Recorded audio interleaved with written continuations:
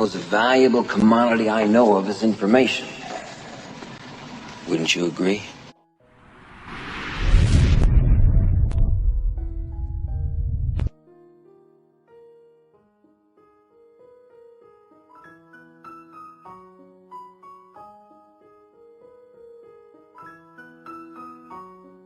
The law of our lives.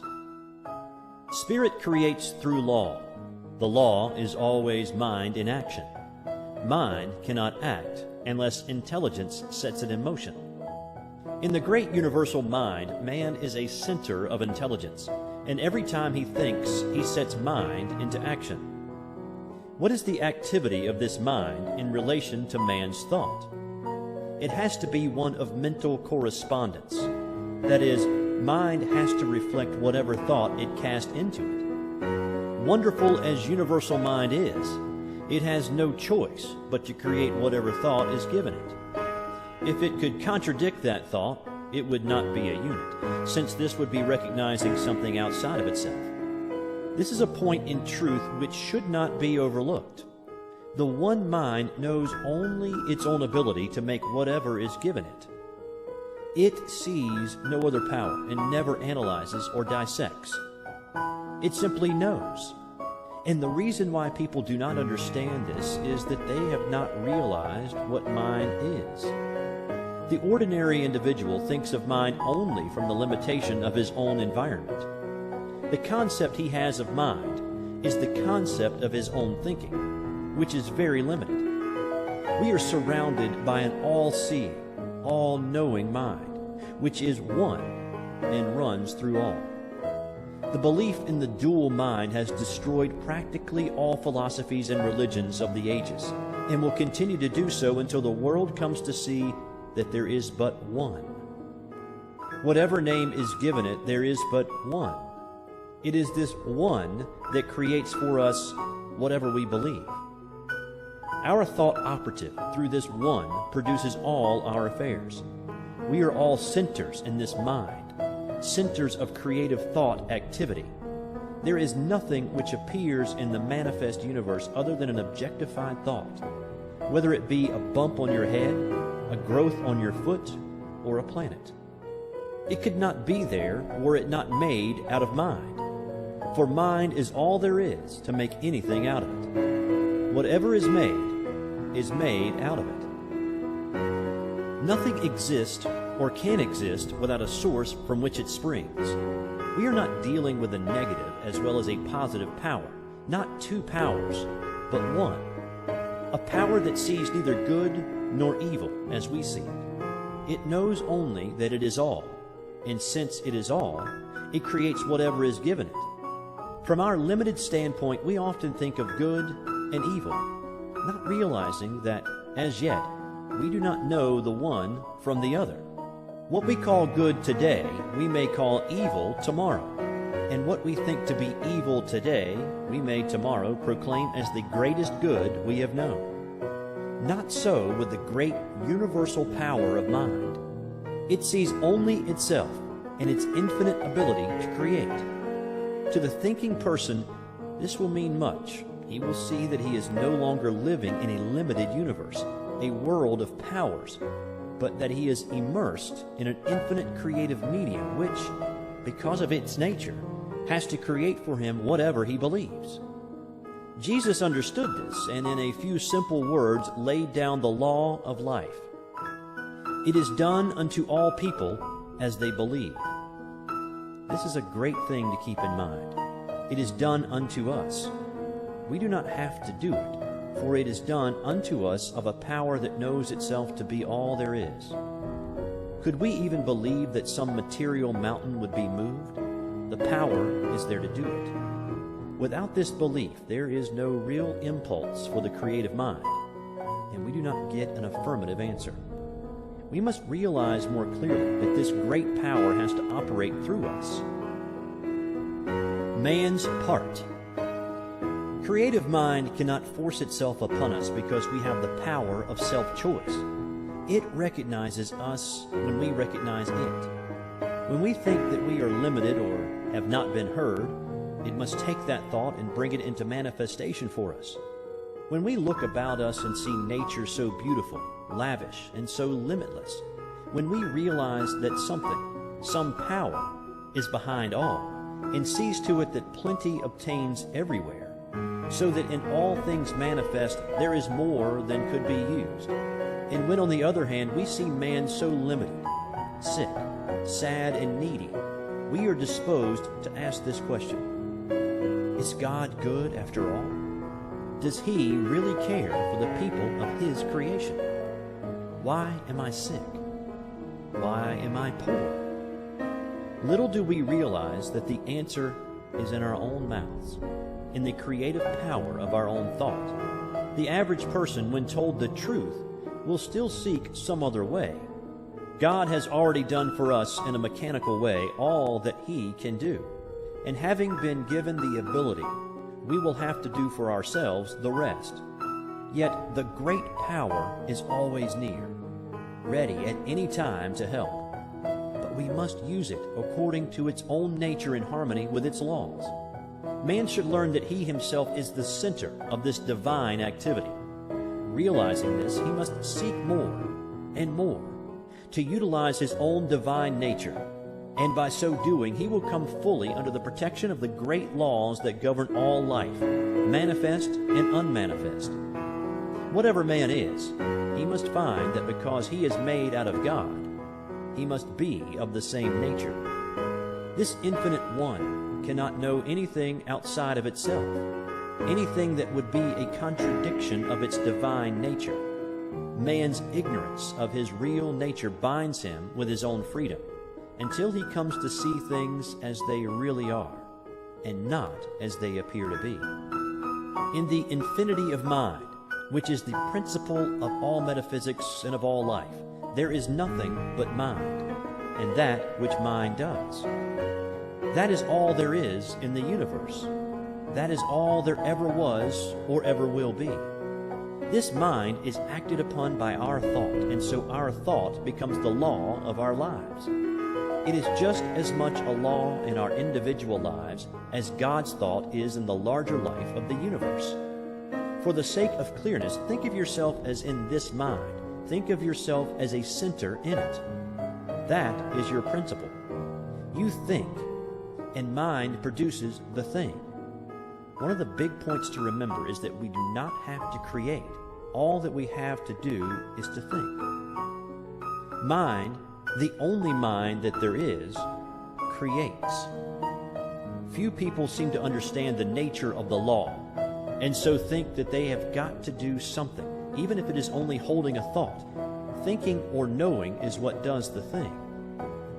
It will make it much easier for us when we realize that we do not have to make anything just to know that there is something back of the knowing which does the work for us.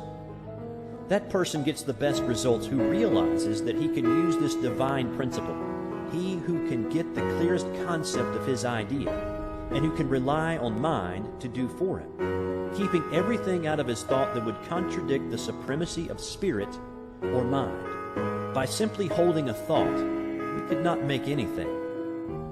But by knowing in mind, what cannot we do? Bondage and freedom.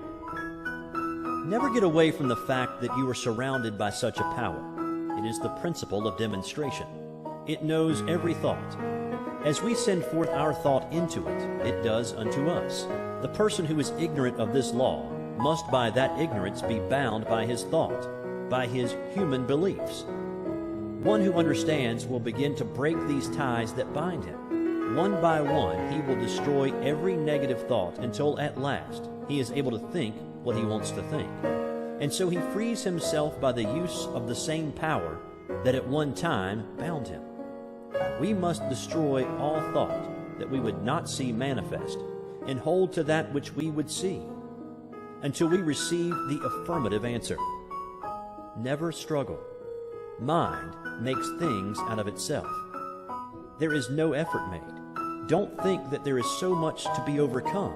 Have only a calm sense of perfect peace as you realize that God is all, and that you are using the perfect law, and that nothing can hinder it from working for you. Many people are learning to do this, and no one has yet failed to demonstrate who has been steadfast, using the law in a consistent and persistent trust. All that we have to do is to provide the right mental and spiritual attitude of mind, and then believe that we already have, and the reward will be with us. We shall see it. The time will come when we will not have to demonstrate at all, because we will be always living so near to the law that it will do all for us without much conscious thought on our part. So when you say, I am poor, sick, or weak, I am not one with the creative mind. You are using that creative power to keep yourself away from the infinite. And just as soon as you declare that you are one with God, there is a rushing out to meet you, as the Father rushed out to meet the prodigal son. The Spirit seeketh. But as long as your mind thinks in the terms of conditions you cannot overcome, the difficulty comes from our inability to see our own divine nature and its relation to the universe. Until we awake to the fact that we are one in nature with God, we will not find the way of life. Until we realize that our own word has the power of life, we will not see the way of life. And this brings us to the consideration of the use of the Word in our lives. The Word. The Word was with God, and the Word was God. The Word is nigh thee, even in thy own mouth, that thou shouldst know it and do it. What does this mean? It clearly states that whatever power there is in the Word, and it says that it is all power, is also in our own mouths. There is no avoiding the fact that the Bible claims for man the same power in his own life and his own world that it claims for God. In the lives of the majority, men do not realize that the Word is in their own mouths. What Word? Little do we realize that this Word which they are so earnestly seeking is every word they hear, think, or speak. Do we who are endeavoring to realize the greater truths of life always govern our words? If any word has power, it follows that all words have power. It is not in the few moments of spiritual meditation that we demonstrate, but we bring out the possibilities of the hidden word when we are allowing our thoughts to run in any direction. Not in the short time spent in silence, but in the long hours stretching themselves into days, months, and years, are we always using the Word. An hour a day spent in silent meditation will not save us from the confusion of life. The 51% of a man's thinking is what counts. It is easy when we are alone to brave the storms of life. Surrounded by our own exalted atmosphere, we feel the strength of the infinite. We rise in spirit. We think we are experiencing the ultimate of truth, that all things are ours. These moments in a busy life are well spent, but must unavoidably be brief. But what of the rest of the day? What of the busy streets, of the marketplace, and of all the daily contact with life? Do we then obtain? Do we keep on in the same even way? Or do we fall before the outer confusion of our surroundings? We are still creating the Word and setting it afloat in the great ethers of life. Are these words creating for us? Yes. How necessary then to keep the independence of the solitude. How seldom we do this. Few people indeed in the day in which we live are well poised. Where do we find the man who can live above his surroundings, who in his own thought can dominate all conditions, and in the midst of the crowd keep his own even way and his own counsel? When we do meet with such a person, we will know him. For we shall find on his face the image of perfect peace. We shall detect in his bearing the ease and independence that comes only to the man who has found himself and who is centered not in the outer, but in the inner world. Such a character as this has the power to attract to himself all of the best in the world.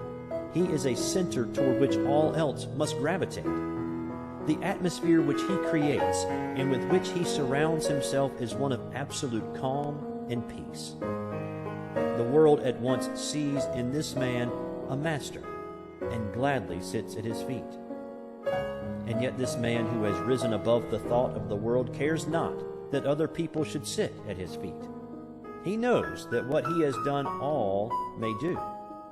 And he well knows that all the teaching in the world will not produce another such as he. He knows that it is not from the teaching, but from the being that true greatness springs. So this man does not go around teaching or preaching. He simply is. The man who has arrived. The man who has arrived will realize that he has done so in the midst of an outer confusion.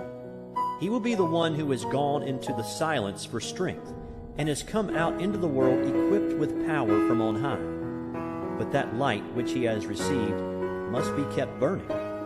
Not alone in the silence, but in the busy throng must all of us find the way of life. Our every thought creates. For the majority of us, these thoughts come in everyday affairs, some of which are very trivial, but these too will be demonstrated. We have missed the whole point, unless we have learned so to control our thought that time and place make no difference. The power we have within us.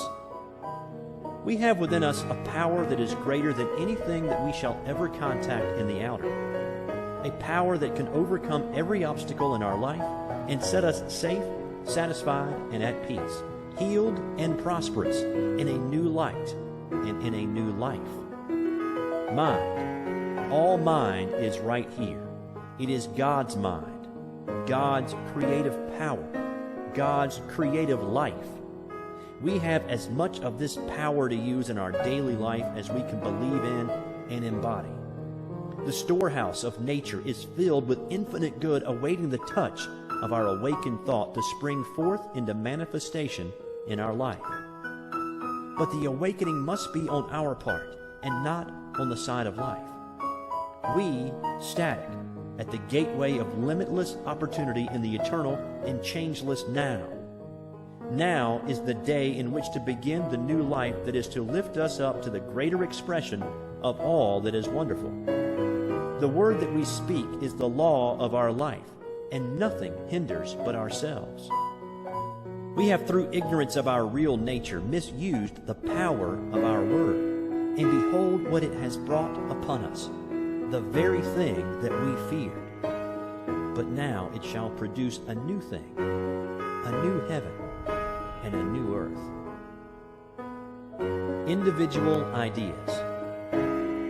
We find that in the universe, every separate idea has a word, a mental concept behind it. And as long as that word remains, the thing is held in place in the visible world. When the concept is withdrawn, the idea in the visible melts away, disappears. It ceases to vibrate to the word, which is the law behind it. For when the word is withdrawn, the condensation of the ether that forms the word melts again into the formless.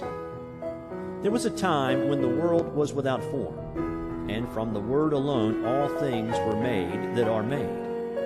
When our word says that there is no longer life in our bodies, the life principle withdraws, and our bodies return to the substance from which they came.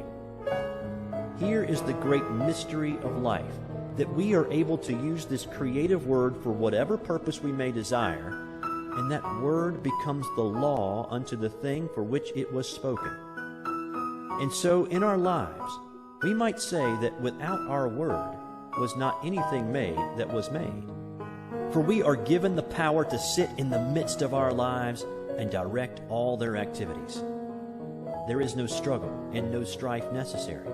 All that we have to do is to know. We must awake, and with the glorified consciousness of an emancipated soul, use our God-given power.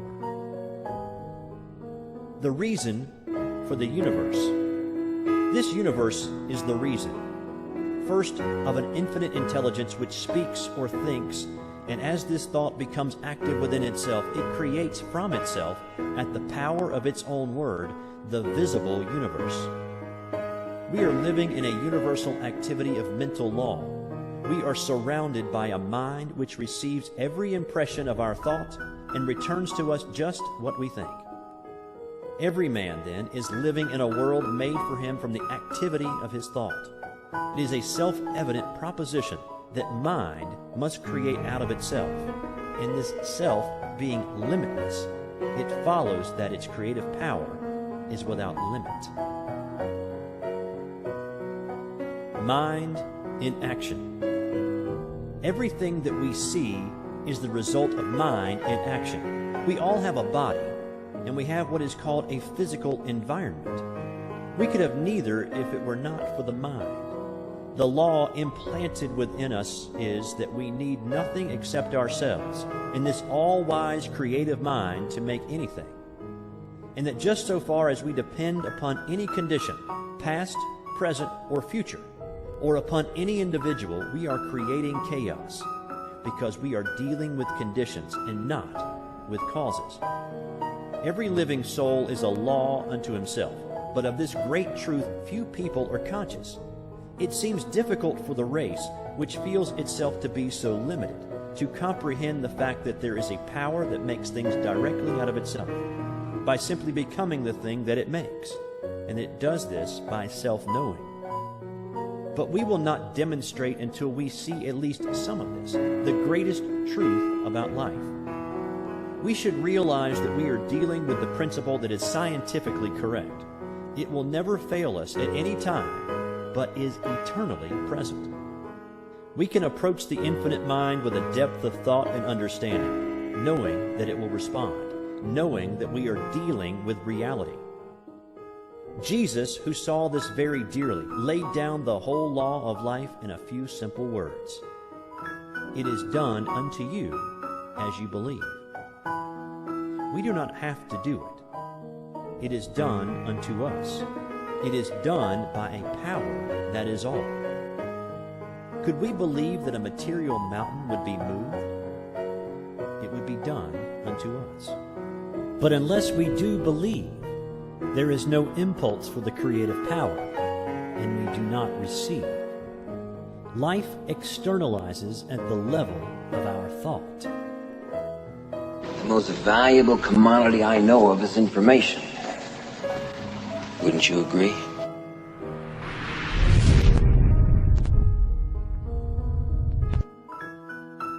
Kisses, my name is Rosie, and today I want to be sharing with you guys my law of attraction stories, things that I have been able to attract, and there are different things. I even made a list so that I wouldn't forget, and at the end of the video I'm sharing with you guys some things that you can do so that you can also attract what you want into your life. And if you're a subscriber of mine, you know that not so long ago I made a video on how you can make your vision board, and that way you can attract anything you want as far as goals or anything that you want to do in your life. So with this video, I hope to inspire you and share with you the things that I think that are amazing, and they just inspire me to keep attracting more and more things into my life. So without talking anymore, let's begin. So I made a list of things that I want to share with you guys so that I wouldn't forget, and probably I am forgetting a few things, but these are things that happened this year, and they're in no specific order, so I'm gonna begin with the first one. Okay, so one of the first things that I told myself was, universe, I want to meet a YouTuber, any YouTuber that I follow, but I just want to meet anyone. So one day we were walking in at Choices, which is a vegan place to eat here in Miami, with my boyfriend, and as soon as I walked in, the first person that I saw there was Ronald, and he has a YouTube channel. It's in Spanish. I think he also has an English channel, and it's all about eating plant-based, and it was amazing. I was able to talk to him for a few minutes, and then getting back home, or the day after, I remembered this is something that I had asked the universe to happen. I just wanted to meet any YouTuber, and I did, which is not common. So I was really surprised to have seen him. and I took a picture with him and I shared that experience on my Facebook. Okay, the next one. Something that I wanted to attract was a job. So when I was looking for a job, I had a specific pay. I said I want to earn this much at my job. I want my job to be part-time, and I want my job to be nearby so that I wouldn't have to drive a lot. So I get on Craigslist and I started applying. The day after, guys, I get a phone call from that job, and it was related to photography, and I thought this is perfect because photography is a hobby of mine. I like editing photos, I like Instagram, I like blogging. What else could be perfect? So the next day, I get a phone call to have an interview, and I started working that same week. So it took me one day to find a job. And it all depends on how you think about it, and how you don't have to keep asking the universe, when is it gonna happen? How is it gonna happen? You just let things flow. You have to trust that it will happen and that you will have that something that you want, and it's just gonna happen. So just whenever you're doing any of these exercises, just visualize that you are already in that position. Okay, the next thing that I have in my list is to have a boyfriend. So I was single for so many years, and I felt like I did everything that I could to attract a boyfriend. I felt ready. I did a list of things that I wanted in that person, and I went out on dates, but it never went to anything.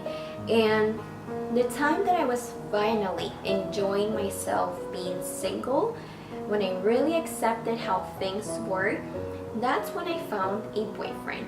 And that's one of the things that I learned, that when you want something, you just kind of have to let it go, let things flow. The universe will always find the right timing. So don't worry about that. The universe is doing all the back end work for you. You just have to ask and wait. It's kind of like when you go eat and you ask for a specific food on the menu. You don't worry about, oh, when is it gonna come? You just wait there and you know that's the food you're gonna get, right? So try to remember that when you want to attract something. Just let things go and they will come to you. Okay, the next thing that I want to share were little exercises that I was playing with. I was just getting into this law of attraction, so this was a few years ago. I wanted to attract to my life flowers. So I don't have a garden to get flowers from, or I don't usually buy flowers from the store. So what I do usually at bedtime, when everything is dark, everything is silent and quiet, and little Lynn is sleeping, that's the time that I have for myself to be in bed and either meditate or like to pray, or in this case, I think about the things that I want to attract into my life. So here I am in my bed, ready to go to sleep, but before that, I started telling myself I want to attract into my life flowers. So this is the part where you have to be creative and have a mind of a child. So put all your senses into work, and you can do this with your eyes open or with your eyes closed. There are no rules about this. Just do whatever works better for you. And I was there in bed, and I remember thinking and closing my eyes and saying, these are beautiful flowers. They smell so good. They have beautiful colors.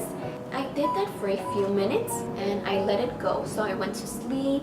A few days passed by, and then my mom comes to me and she tells me, oh look, a friend gave me these flowers. Do you want to keep them? And I was amazed. I had asked for flowers, and here I am getting flowers. That was, like I said, a few years ago. And now this time, I believe it was last year or maybe this year. I think it was last year.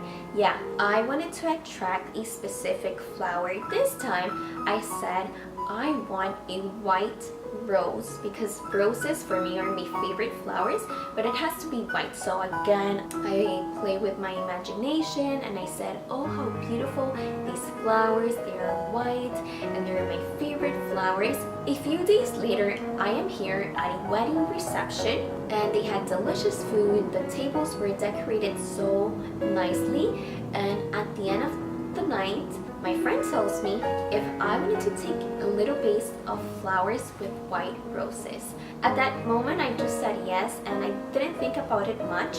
But then when I get home, I remember this is something that I had asked, and I actually did a blog post about it, so I'm gonna link it in the description box so that you can check it out. And I have pictures, and it's amazing that whatever you put your mind into, it will happen.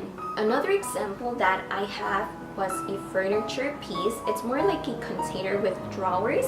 At this apartment where we are, I don't have a lot of space, but even so, I like to find ways to organize my things and maximize space. So one thing that I wanted was to have that container so that I could have space to put away everything that I had started to buy for pens, pencils, for craft, and everything that was gonna be for little Lynn and for me. And so I went to the store, Big Lots, because I had bought that container there that I use for my clothes, and they didn't have any. And then I checked online, I checked on Amazon, I checked on eBay, I checked all over the internet, and I didn't find what I was looking for. In my mind, I really wanted to have that exact model that I envisioned in my mind, which had 4 small drawers on top and 3 big ones on the bottom. And I said, this is the one that I want. So here I am in my bedroom, and again I visualized that, oh, I have this container, it's in my bedroom. So in my mind, I'm thinking this is where it is. I envisioned that I would open and close the drawers and that I had it. A few days later, my mom calls me and she tells me, there's a container by the dumpster, do you want to keep it? It's like new.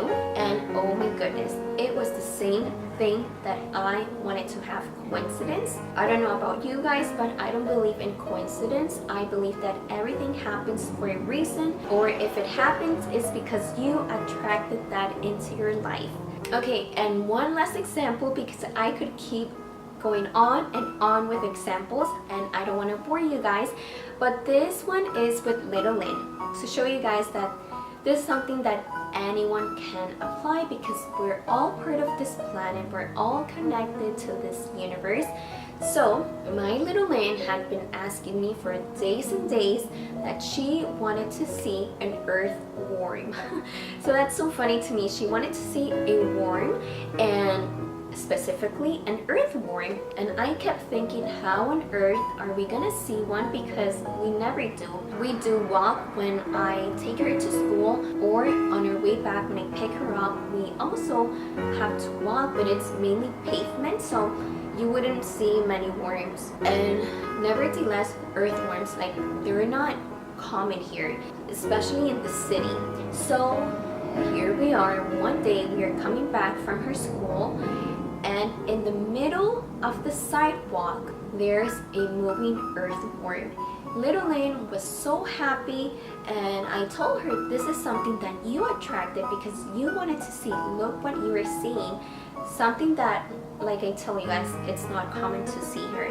I never, ever seen earthworms here in Miami. But here she is, and she's so happy, and we picked up the earthworm so that it would be safe on the ground by the side. So that's another example. So those are my story, you guys. But now I want to share with you guys things that you can do so that you can also start applying the law of attraction into your life. So number 1, happy foods. I call them happy foods because these are foods that keep you healthy, and they will keep you in a positive state of mind and with a positive energy. And so that is fruits, veggies, smoothies, and juices.